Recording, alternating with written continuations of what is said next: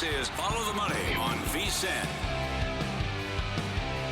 With the NBA here, first of all, it's a pretty damn big card tonight with some really good games on it, and also more reaction to the insane trade that happened over the weekend. Tom Byrne joins the program now, host Mad Dog Sports Radio, Sirius XM, and he is on the Progressive guest line. Tom, thanks for the time this afternoon. We appreciate it. Are you over the first reaction that you had when you first saw Shams break the news on Saturday night, or are you still just blown away by it? No, I'm still just blown away by it. I don't know how I'm going to get away from it this week, and I'm an Eagles fan, and it's Super Bowl week. But I'd much prefer, rather than Radio Row and all the cliches, Radio Row is terrible, let's be honest. I'd much rather go over Doncic for Anthony Davis. I mean, I know they get a first-round pick, but like I told you guys off air, I truly think this could go down as one of the worst trades in NBA history, and that's saying something because it's a long list of awful trades we could go over when it comes to the NBA. You're right, and I've never seen this before. Every time there's a big trade, ESPN grades it. They gave the Mavs an F. And rightly so. Yes. If there was such thing as an F-, I would give them that. Yes. I mean, I don't know how you could feel good about this if you're a Mavs supporter. I really feel bad for Dallas fans. I guess it gets Jerry Jones off the hook for a couple of weeks because Nico Harrison, when you think about that name in the future, you're going to think about the Doncic trade. I almost feel bad for him. Now, listen, I guess we could all look like fools if they come away with a championship. If they come away with a championship, then so be it. It's a little like the Rockets, 94, 95. They came away with Hakeem. They got 2 chips. You can't really bitch that you didn't get Jordan, if you know what I mean, right? So maybe it'll be that situation, but I wouldn't bet on it. What was the most egregious part of the deal? To me, the part that and I said this on the air yesterday, I will never get over this part. How does Nico Harris, he only talked to one guy. That's it. He only talked to the Lakers, Tom. I'm blown away by that. I always will be. Which goes to show how bad a trade it is, right, guys? Because if he puts it out there in theory, now some agent leaks it, and it gets all over the place. Other general managers catch wind of this. Social media starts to go nuts. Everybody's clowning Dallas, and now there's no way Nico Harrison can make the trade. So, you know, everything about this is shocking, but you're right. The reality that he did not even allow for an open bidding war. Could you imagine some of the deals they would have gotten? Think about what 34-year-old Kevin Durant fetched. Yep.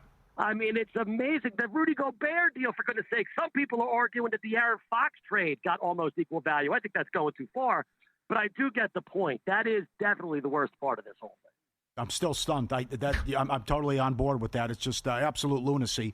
And then also you have the comparisons of the movie Major League about what ownership is doing. And I see today they're going to refund season tickets to the ticked-off fans as well. That's an incredible move. How about the Lakers' standpoint now? He might play Saturday, but then today at the press conference, Pelinka said maybe we get we'll focus on that in the summer.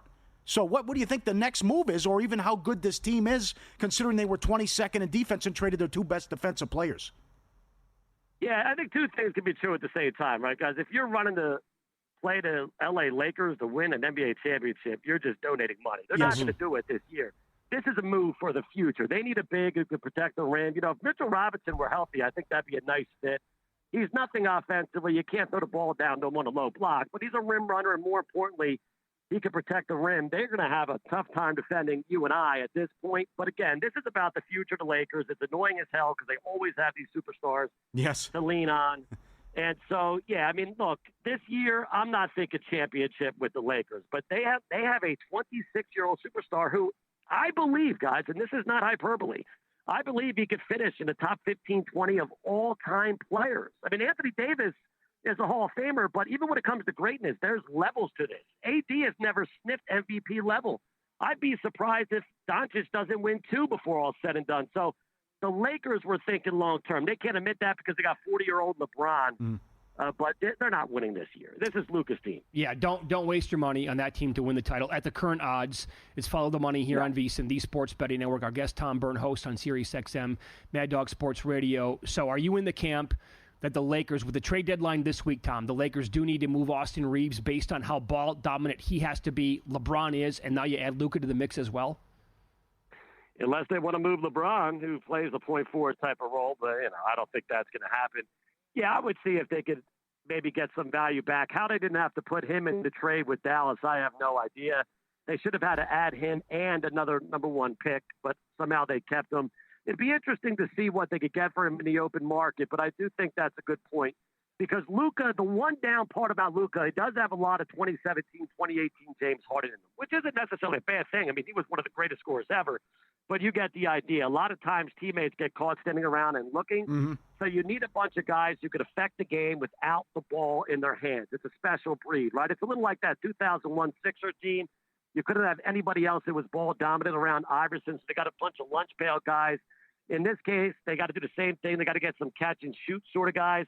So, yes, if I'm Plink, I'm definitely working the phones between now and Thursday, see what I could get in return. Well, fantastic point, though, as well. Just his greatness, that you don't need that good, great players around him because he's going to set you up and give you wide open looks, like, averaging 33, 8-8. How about the Dallas perspective? As high as 40-1 to win the title. Davis could play Thursday. If not Thursday, he'll be back Saturday. Maybe they make another move. What do you think of the Dallas standpoint if they could maybe win a series or two? Take it away. Well, the West is really good, so I don't see them winning a championship. You want to take 40-1 like you did, Paulie? I can understand that. I told you guys I saw $1.35 for the Mavericks to make the playoffs last night. I thought that was pretty good. I put a little on it. I might put a lot on $1.20. I mean, two things can be true at one time. This is an awful trade.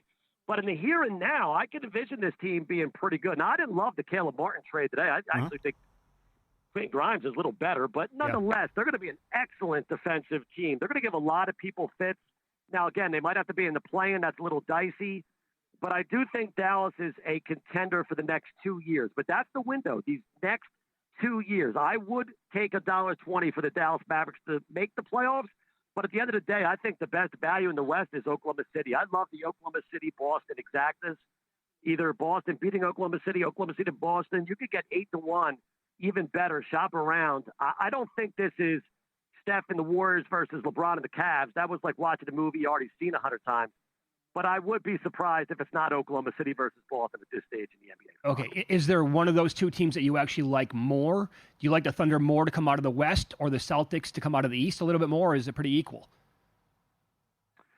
Well, I do like Boston a little better just because I don't think the East is that great. I have a hard time fully trusting the Cleveland Cavaliers. I want to. I love that town, blue collar. They deserve another championship. But we've seen them. They're deer in the headlights, I mean, frankly, in a big spot. So this Boston team, there's a lot of variance there. They shoot a ton of threes, but they could defend. I wouldn't be surprised if that little lull they had a couple weeks ago was more just being bored with the regular season than anything else. The West is going to be a gauntlet every single series. Boston's going to get a couple of gimmies. From that standpoint, I like Boston. I would argue at this point, though, guys, that Oklahoma City is the better basketball team. It's just whether or not you can trust them. They're so young. They haven't even had their second-best player on the floor yet. Yep. Keep that in mind with Oklahoma City. That's crazy. It's a big card tonight in the association, Tom. Is there a bet or two that you like? Yeah, it's a hold-your-nose type of play. Take the Nets with the 10. It's a tough spot for Houston. Third game of 4 nights, back-to-back. Last night was the spotlight game, nationally televised, albeit NBA TV, at the Garden. The Nets stink, but at the same time, I do think the spot tells you got to take the value with the Nets. I don't hate it at all. I think it's a really difficult spot playing. They have been through like murderer's row, by the way, leading into this third game in 4 nights. I'm with you there. I kind of like the Raptors tonight playing pretty good basketball. Knicks played last night. And, all their guys played 37-plus minutes. Is there a future, another one that you might like that's out there? Yeah, I agree with you, Mitch. I'm going to take the Sixers plus $1.10. I already have. I'm going to see if I can maybe get more. I just looked into it. Embiid's very close. We could even see him tonight. I wouldn't be shocked if he doesn't play. But it almost feels like Daryl Morey is just ramping him up so that he's healthy in the postseason. Get him in there with about a month left. Make sure you at least get a play in, and don't beat whoever's there, the Hawks, whoever it might be. And then they're going to be a complete pain in the ass for whatever it is in their way. I mean, Paul George has not played well, but we know that he's a good player. And the bottom line is when Embiid plays, the Sixers are at worst the third or fourth most talented team in the East. Getting plus money on them just to make the playoffs, the final 8, to me is excellent value. That's another future I would look at. Yep, there you go. Good stuff. Follow Tom on X. He's at @1TomByrne. Last name is BYRNE, and catch him on Mad Dog Sports Radio and Sirius XM. Tom, that was awesome. Thanks so much for the time.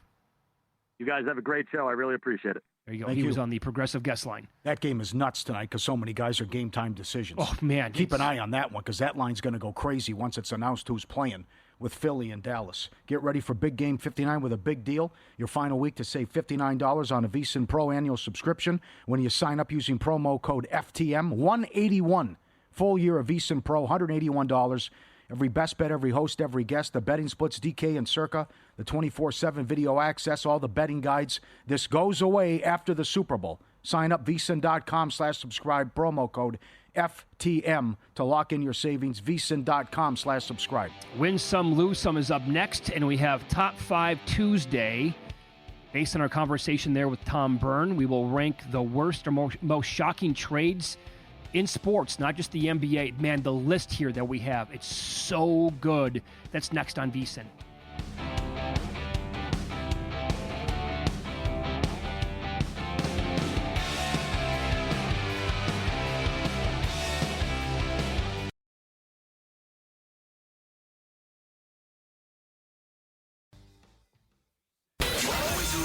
Follow the money. That's what I always say. You always follow the money. Yeah. This is Follow the Money with Mitch Moss and Paulie Howard on VSiN. Strong hour on tap. Basketball card coming up in 15 minutes. Mr. Las Vegas advisor Anthony Curtis in studio. Bottom of the hour here. We'll go over best bets at the Waste Management as our buddy Indy Jeff Seeley joins the program now on X at Cupmaker Jeff. And the Cupmaker podcast is out for this week. iTunes, Spotify, YouTube, all other podcast platforms as well. He's on the Progressive Guest Line. What's shaking, buddy? How we doing, fellas? Excited for a big week this week. For full disclosure, ahead of time, I probably have more parlay exposure to with the Chiefs winning than anybody you've met. So I'm pulling for the Chiefs this week in the Super Bowl. I'm tied into many golf parlays, many futures. I'm cheering for the Chiefs hard this week. How did you land on KC? Because as I was making these parlays throughout the course of the second half of the football season, or end of the football season, I thought they had the most likely path to home field. That proved to come to fruition. So I'm kind of pot committed on them at this point. So I've added a few more, kind of added a few Masters parlays with the Chiefs, a few Indiana Fever things when I saw some of the free agent signings they had. So all in on the Chiefs. It's going to be and a couple Waste Management things I've tied in with the Chiefs too. So it's going to be fun, and go Chiefs. How much do you like this tournament this weekend? You've been there, right, before. Isn't it just like one of the best on tour the entire year? Guys, there are not a lot of things that live up to the hype of. I've been to a national championship game for college football. I've been to the Final Four. I've been to a Kentucky Derby. I've been to a lot of things. Not many live up to the hype. This is one of the very few things to do. But again, you have to know exactly what you're getting into, right? If you know exactly what you're getting into and you know what to expect, it will not let you down. If you're expecting a circus, it won't let you down in that. It's a lot of fun. It's unlike any PGA event you're going to attend, and sometimes it is over the top. Obviously, if they have big weather delays, that can cause some more inebriation. But when I went, it was a ton of fun. I would definitely go back. Although the tickets are if you're in a suite and you're doing it right, it's top notch. I can't recommend it enough. I'll ask you this at the very top of the board: how you plan on attacking it? First off, Scotty Scheffler is at an unbettable number for me at this point. He usually is right now, but I mean, plus 275 is what we're looking at right now. I can't bet a guy at that number to win a tournament. Would you explore betting the market that is called, winner without Scotty Scheffler at all this week? Yeah, I would for sure, but Mitch, I think the value in that price at Scotty is the elevation, the lift it gives to everybody else, right? Mm-hmm. So, as I talk about here, I think as I look at this, the first thing I looked at and I noticed was that I can get Hideki, who's a two-time winner here, who's played very, very well here, top 5 ties pay full at the same price I can Scotty to win. Like, that's a demonstrably better bet in my mind. I mean, Hideki's form is fantastic. He just won, two-time winner here. I mean, you can argue that he should be the second lowest odds on the board ahead of JT, given his current form and history here. And I can get that guy at the same price, top 5, as I can Scotty. I'm signing up for that all day long. Okay, so it sounds to me like then you're going to attack it with Hideki. Are you going to ladder him, as we like to call it here, with the golf bets as well? Everything here, top 5, 10, 20 to win outright? I'm going to play him probably just 5 and outright. I mean, I could play in top 10, but in top 20 maybe. But I have so many top 20 bets this week, guys, and it's because a lot of them I can get at 2-1 or better. I mean, there are a lot of really good players you can get 2-1 or better top 20 this week, and some that I think, you can get 4 or 5-1. I think that's really the way I'm attacking this, is taking some of that Scotty lift that he's giving to the rest of the board and taking advantage of that. I'm not going crazy on it. I'm going to throw some, as you guys like to say, pizza money on some of these guys on the outrights, but the real bets are these top 20s at some elevated prices. All right, let's start with some guys that you like then, to win it outside of the top 20s. Is the lowest guy going to be Sam Burns at 25-1? Yeah, guys. I mean, I do like Sam Burns a lot, and in 2021 he gained 11 strokes putting in the event here. I mean, I can't recall the last time I saw someone gain 11 strokes putting in one tournament. His ball striking was terrible then, but we know he can putt here.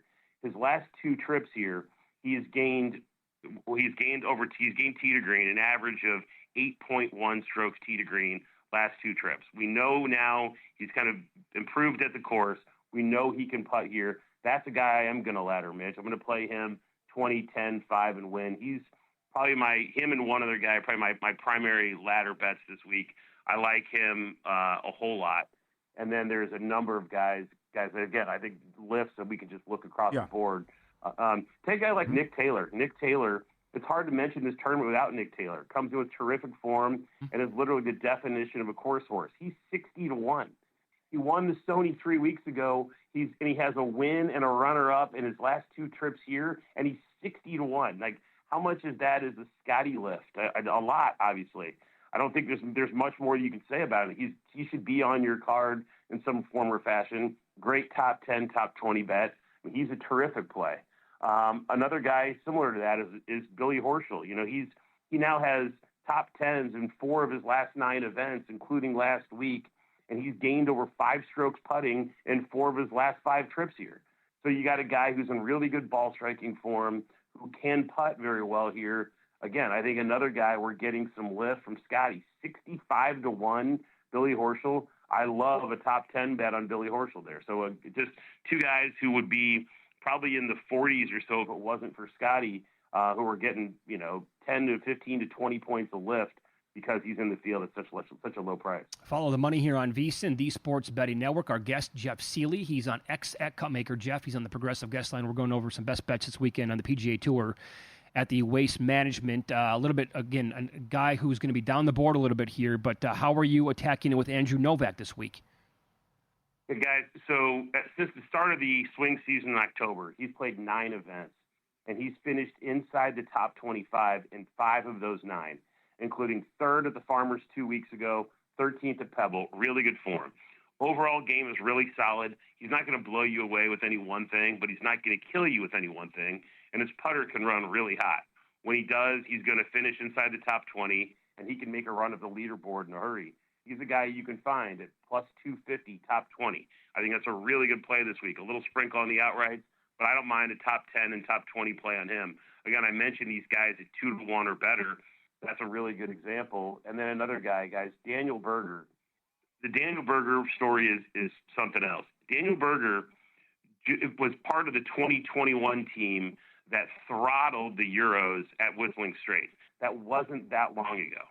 He was the number 12 ranked player in the world in that event. He's 110-1 right now. In late 2021, he suffered a back injury that he really started treating in the early part of 22, and he took him darn near 2 years to rehab this thing. He's been fighting his way all the way back since then, but make no mistake about it, Daniel Berger is absolutely a top 20 player on tour when he's at full strength. The swing season showed us what Berger can be. 7th at the Sanderson Farms in October, 2nd at the 20th at the Worldwide Technology, and 2nd at the RSM. Just finished 21st at the MX a few weeks ago. We're getting plus 280 top 20 on Daniel Berger. who finished inside the top 11 4 times in his career at this event.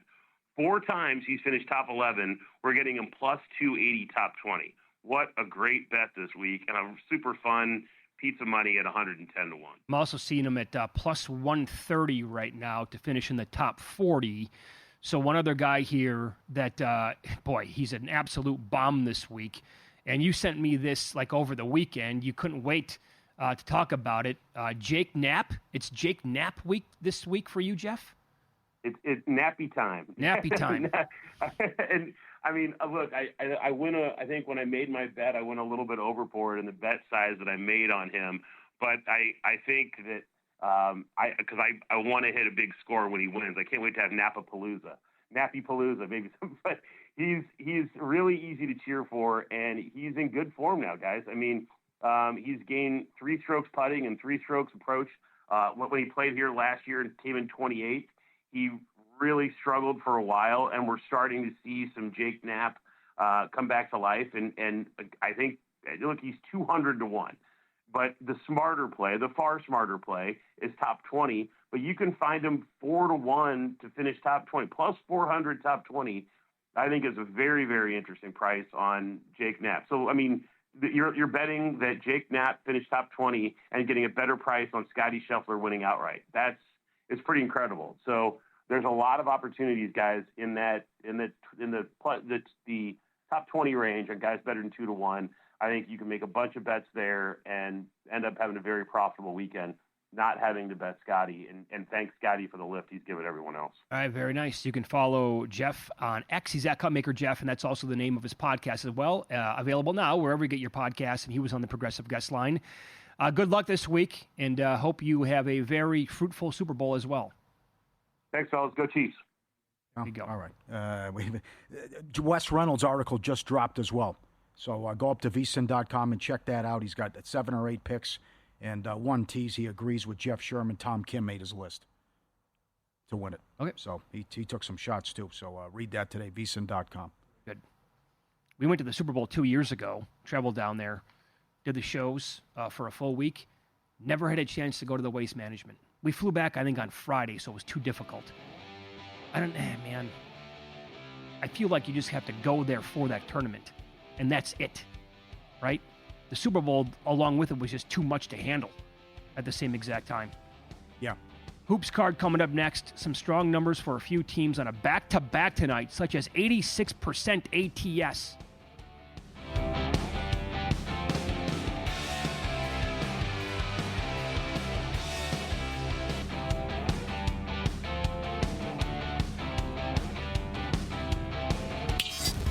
This is Follow the Money on VSiN. Super Week continues. Circa owner, CEO Derek Stevens makes his weekly appearance here on a Tuesday with us, live on Follow the Money. Good to see you as always. How are you? Real good. How you doing, fellas? Doing well. Good, sir. You Super guys, Bowl week. Yeah. How's the action? Picking up? You know, it could be a little stronger. I would have thought it would have been a little stronger than where we're at. It's okay. But again, it's still early. It's so hard to tell with, 90% is going to come in the 48 hours before kick. I'd say Friday to kickoff, So we just we've not been overwhelmed, I can tell you that. Why did you guys move down to 1 on the game? Well, it's been Eagle money. For us, it was pretty straightforward. I think we were one of the first to move to 1, weren't we? Yeah. Yeah. For us, we've just seen a lot more Eagle money than what we saw on the Chiefs, and we knew everybody else was at 1.5. A couple places were at 2, but for us, it was just pretty nonstop Eagle money. I don't think you're going to see the plus 104 last much longer. Really? So if you're an Eagle fan, I would tend to think you're gonna wanna get the plus 104. I think that's going to be the next one that's going to go. Yeah, you guys keep taking money on Barkley to win the MVP. Last check, he was at like around plus 260. Yeah, ooh. I was just pulling it up. Yeah, it's been nonstop. It's a lot of Eagle money though. And I don't necessarily think that's going to change coming in. And maybe you don't. I know you guys have talked about this thing that people are calling about Chiefs fatigue. maybe there's even some Chiefs betting fatigue out there. I don't know. I could see that. Oh, does it get to pick at some point? I did an interview in St. Louis earlier today, and I was asked that question. I said it's a pretty good chance that happens, in my opinion. Yeah. If you like the Eagles, I would say you want to buy now. Would be my thought of where it's going to go. You guys did a great job. I love the prop. Will someone 300 pounds score a touchdown? Would have been some of the popular props. Yeah, this 300-pounder. This is something, It's like, so here's a problem on our app. Yeah. Will someone 300? Okay, but how do you know?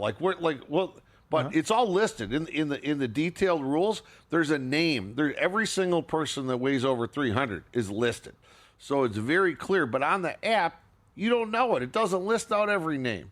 I think there's Jeff Benson just sent it over to me. I said I need some clarity on this. Yeah. So on the names, it's like every name, dun dun dun dun dun, right all the way up and down. So you need to have some clarity on some of these types of things. These prop bets are a little crazy all over. You got to know the house rules at every place you're betting on and all that stuff. So Love For it. sure. yeah. You got that offensive lineman and everything you put up there as well. Can you share a couple that have been popular?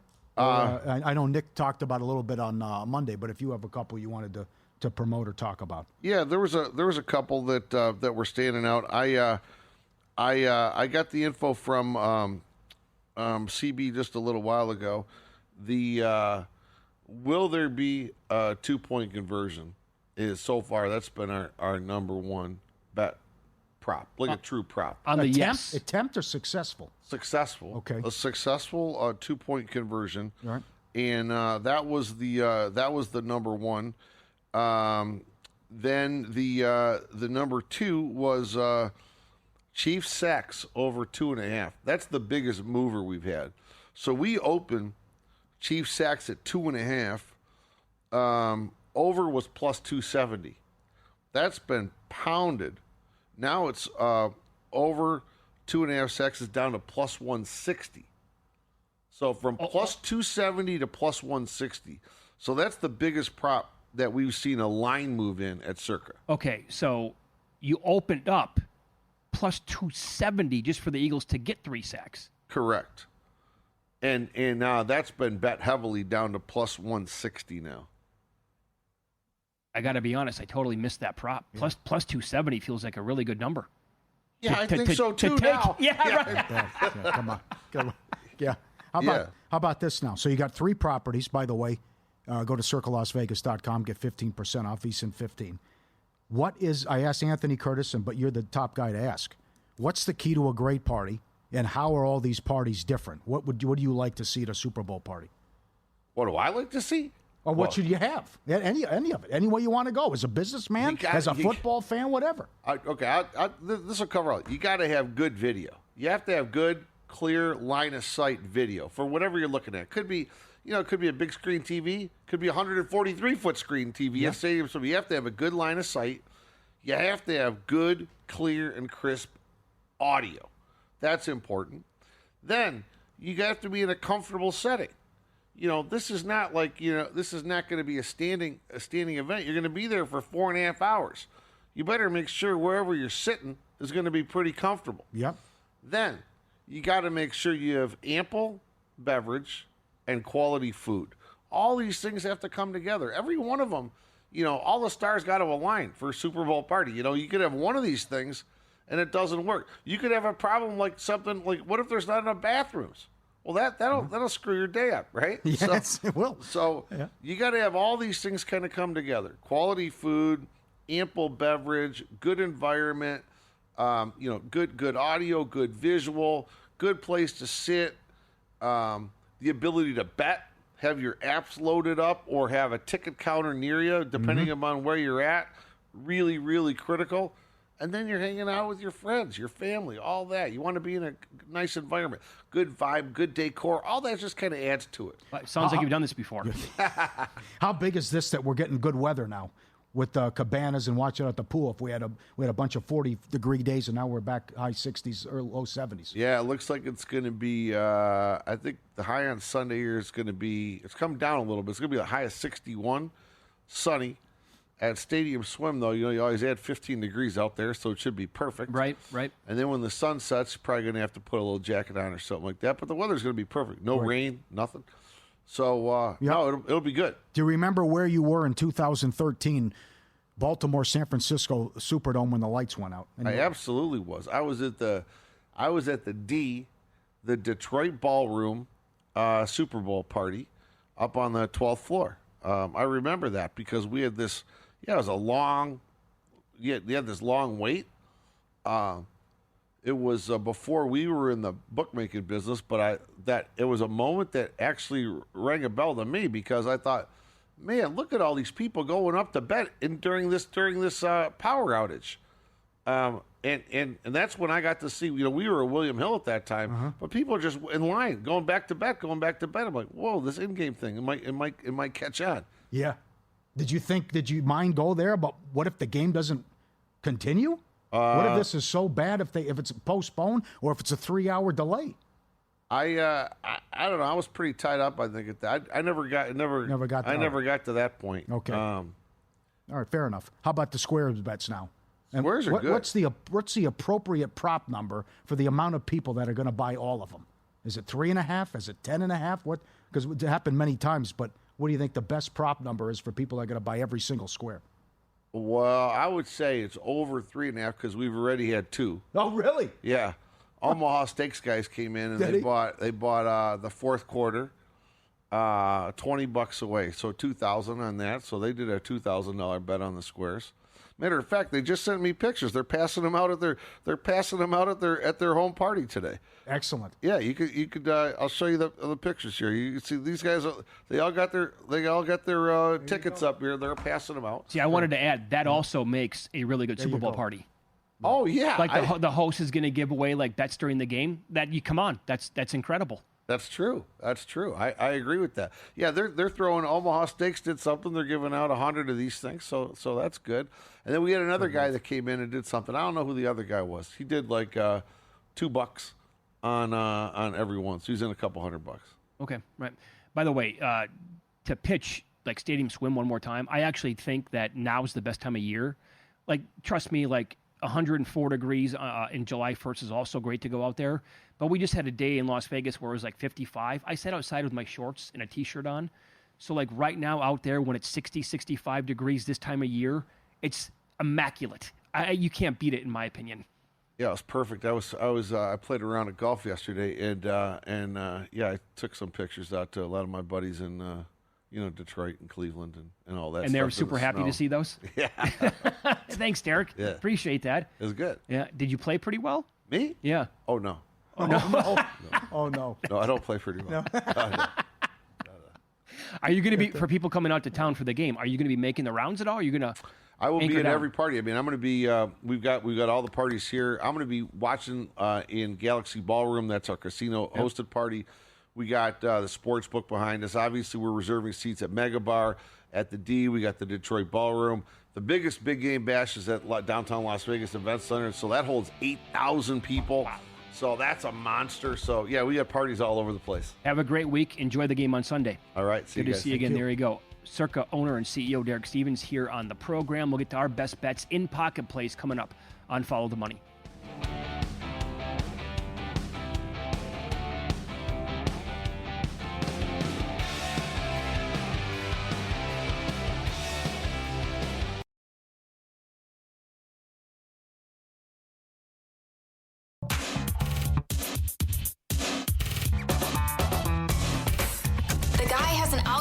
To determine the winner of any given college basketball game. Someone gives you 10,000 to 1 on anything. You take it. Take it. Take it. I bet you $20 I can get you gambling before the end of the day. No way. I'll give you 3 to 1 odds. Nope. 5 to 1. Nope. 10 to 1. You're on. All right, winner with the Warriors. It got hairy. They're up 15 in the fourth quarter, and Orlando battled back to tie it. And the Warriors made all the plays down the stretch and won and covered last night against the reeling Magic. I already gave out the Blazers on G-Bank. Best bet. They've covered 9 in a row. Like BYU money line against Arizona at home in a game they have to have squarely on the bubble. Joe Lenardi Bracketology has them play-in game. They are 11-1 at home, and they open pick up to 2.5 against Arizona. Tough place to play. I think BYU gets the win tonight. All right, last night, winner first half, Thunder, -9 against the Bucks. I think they were up by 30+. That was a good one. As we like to say, I wish they were all that easy. Tonight, Arizona, BYU. I bet that game over 152.5, Paul. I think we're going to need some points in that game. And Raptors +6 against the Knicks. Raptors playing some pretty good ball. I know they're down R.J. Barrett, but bad spot for the Knicks tonight. On the road now after just a slugfest. That was a great game for like all 48 minutes against the Rockets last night. All their dudes played like 37 minutes. So give me Toronto +6 in this game tonight. All right, very good. Get free money back in your pocket. Edge Boost pays you to wager. They have your back. It's the first ever bank account built for bettors. With Edge Boost, all your gambling-related transactions will always be approved with no more headaches. Outrageous. Deposits blocked before your big bet. You need cash at 2 a.m. You want to go back to the tables. You hit your ATM limit. The fees are outrageous. The wire, forget about it on over the weekend. Never wait for a wire to clear again. High rollers can move up to $250,000 a day on your Edge Boost Visa debit card. Unlimited withdrawals, works 24/7 instant deposits. And every time you deposit into a gambling account, you earn cashback rewards up to 0.5 percentage point. All this for no usage fees and no minimum balance. This is a bank account, not a credit card. There's no approval required or credit checks. And Edge Boost has a suite of responsible gambling tools to help you manage your bankroll and make informed decisions. Go to edgeboost.bet. Edgeboost.bet, promo code FTM. Start at Tier 2 for faster bank transfers and higher cashback rewards. Sign up for Edge Boost today. It's the real thing. It's incredible. It is dynamite. Edgeboost.bet. Go get it now. You talked about the Warriors bet last night, and people are speculating whether or not they're going to make a move. That it's going to come back, that 2021 draft where they had 2 picks very, very high.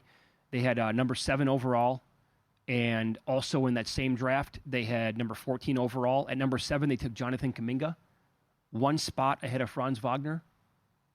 When did they take Wiseman? The year before that, number 2 overall, ahead of LaMelo Ball. Yeah. Okay. Okay, and then in that same draft, they took Moses Moody, 14th overall, 2 picks ahead of Sengun. So they could have walked away with Wagner and or Sengun in that draft. They didn't, and that draft, I think, and the Wiseman pick, probably coming back to haunt them more than anything else. They're trying to get every known player. They don't want this this run to end. Yeah. Well, then you move too, and God knows what they're charging people. Yeah. To get in and come and watch them play, and they're a 500 team.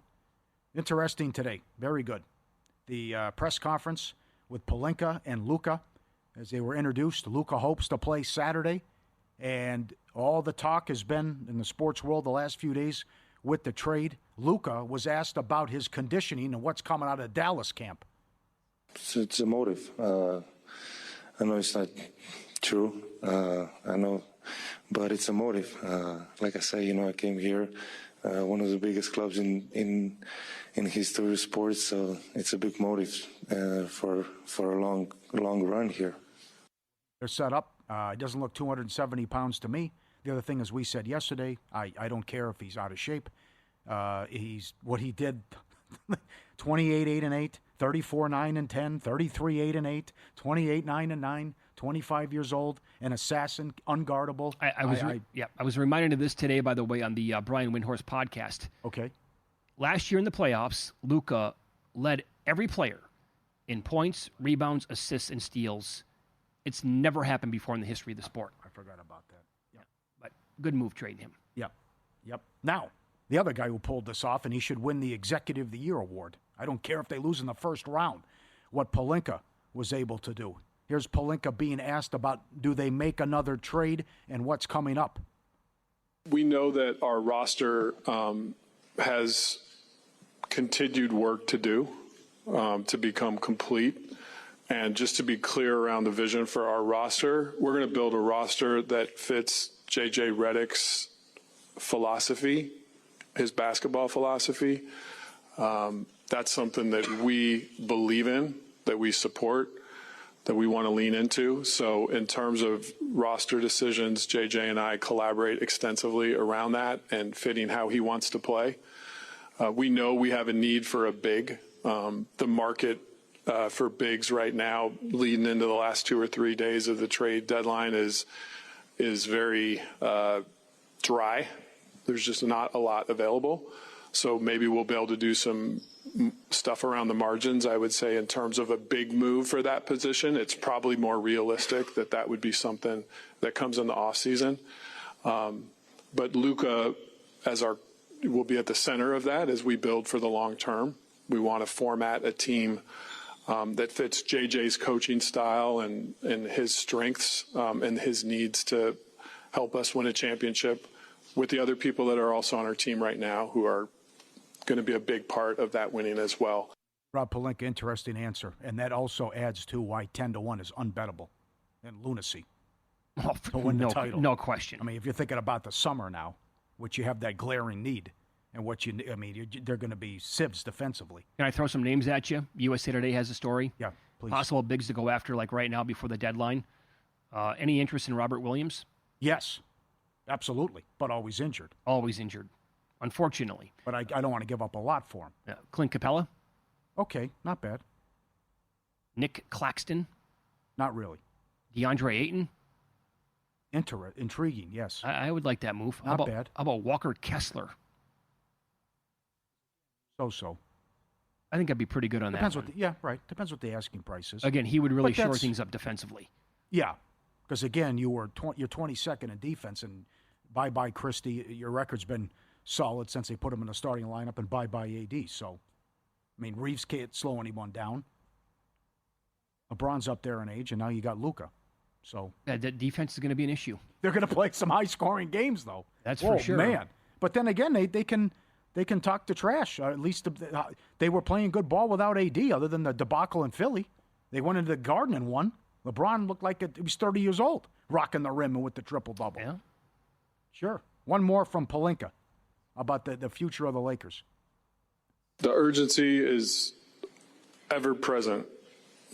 From the first day I started taking this job till I sit in the chair right now, there's always an urgency to win championships. That's what the Lakers set out to do. That's the expectations of our fans, and we're going to put in the work to constantly try to do it. At the same time, you have to be realistic. And if there's not a championship big on the market right now, I can't wave a wand and create that opportunity. We'll continue to work and look for areas that we can complete and fill out the roster. But as we saw with this trade, it takes two teams. But we'll continue to build. Luka and I spent some time yesterday up in my office just talking about the players on our roster he's played with and kind of what he sees as sort of short-term and long-term needs. And I think we'll continue to have those basketball discussions and get this roster to a championship level. Very good. And, ask Luka and Redick what they want. I found the back end of that answer interesting about there are a lot of fans and people in the league pissed off. So it ties into why would you want to help them out? That's exactly where I was going to go next. Yeah. I'm sick. Everyone is, like you said earlier, how does this keep happening? Right. The Lakers wind up with these guys. So there's two trains of thought, right? One would be the exact opposite. They're the Lakers. They always get their guy. Case in point, what just happened over the weekend. Always getting their next superstar. So he'll find a way to get like that next big to help out in the summertime. But the other one is exactly what you just said. Teams are going to be like, I don't think so, pal. I don't even want to take your calls. Yeah. I'm not going to help you out. Yeah, you just fleeced the Mavs. You played hardball with the Mavericks and you won out. That's not happening here. Yeah. So I've never seen this before. Every time there's a big trade, ESPN grades the trade from everyone. They gave the Mavs an F. I've never seen that before. It has to be an F. We did it earlier. Top 5 worst trades in sports history. Again, I got it 3. And by the way, I would tell you the only thing I've ever seen in my lifetime that was worse than this, how they operated here, was the Angels getting nothing for Ohtani. That's the only thing that you can do that would be worse. Stay tuned. Primetime's next. Humans. Von Tobel, he's live from New Orleans side of the Super Bowl. Cashing out Joe Serralo after that. And then in the morning, VSiN by the books to get your day started. Best of luck with your bets tonight.